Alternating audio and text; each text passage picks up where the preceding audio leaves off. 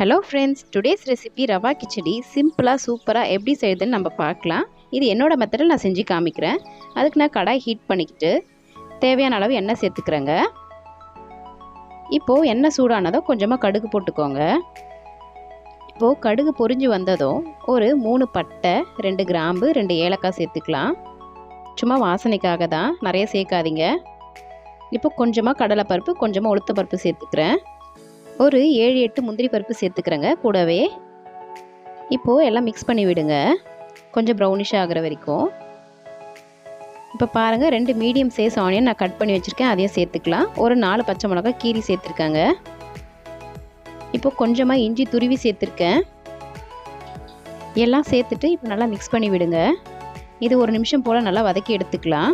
இப்போது மூடி போட்டு 1 நிமிஷம் போல் சிம்லேயே வச்சுக்கலாங்க. இப்போ பாருங்கள், நல்லா வதங்கி வந்திருக்கு. இப்போது சின்ன சைஸ் தக்காளி 1 சேர்த்துக்கிறேங்க.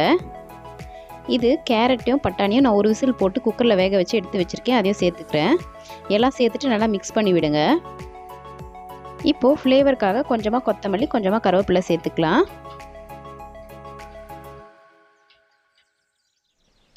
கொஞ்ச நேரம் நல்லா கலரி கொடுங்க. நம்ம சேர்த்த காய்கறி, வெங்காயம், தக்காளி எல்லாம் ஒன்றா சேர்ந்து நல்லா மிக்ஸ் பண்ணி விடுங்க. இப்போது கலருக்காக கொஞ்சமாக மஞ்சள் தூள் சேர்த்துக்கலாம். இது மிக்ஸ் பண்ணி விட்டுட்டு இப்போது தேவையான அளவு தண்ணி சேர்த்துக்கலாம். இப்போது 1 கப் ரவைக்கு 2 கப் தண்ணி கரெக்டாக இருக்குங்க. நீங்கள் எதில் ரவை எடுத்துக்கிறீங்களோ அதிலே மெஷர்மெண்ட் எடுத்துக்கோங்க நீங்களும். இப்போது தண்ணியெலாம் சேர்த்துட்டு நல்லா கொதித்து வரணுங்க. அதுக்கு முன்னாடி தேவையான அளவு உப்பு சேர்த்துக்கலாம். சில பேருக்கு உப்போட அளவு கரெக்டாக தெரியாதுங்க, அவங்களுக்கு ஒரு டிப்ஸ் சொல்கிறேன். இந்த உப்பெல்லாம் சேர்த்துட்டு நல்லா அந்த தண்ணி மிக்ஸ் பண்ணி விடுங்க.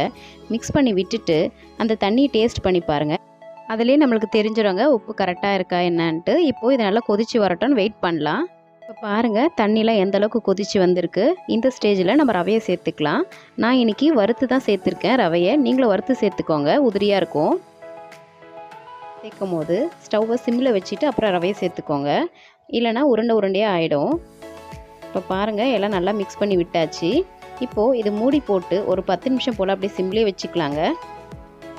10 நிமிஷம் கழிச்சு எவ்வளோ சூப்பராக ரவா கிச்சடி ரெடி ஆகிடுச்சு பார்த்தீங்களா? எவ்வளோ உதிரியாக இருக்குது பார்க்குறதுக்கே. இந்த ஸ்டேஜில் கொஞ்சமாக நெய் சேர்த்துக்கோங்க, நல்லா வாசனையாக இருக்கும். அவ்வளோதாங்க. இதே மாதிரி சிம்பிளாக நீங்களும் செஞ்சு பார்த்துட்டு எப்படி இருக்குன்னு எனக்கு கமெண்ட் பண்ணுங்கள். இந்த வீடியோ பிடிச்சிருந்தா லைக் பண்ணிக்கோங்க, ஷேர் பண்ணிக்கோங்க, மறக்காமல் சப்ஸ்கிரைப் பண்ணிக்கோங்க. தேங்க்ஸ் ஃபார் வாட்சிங்.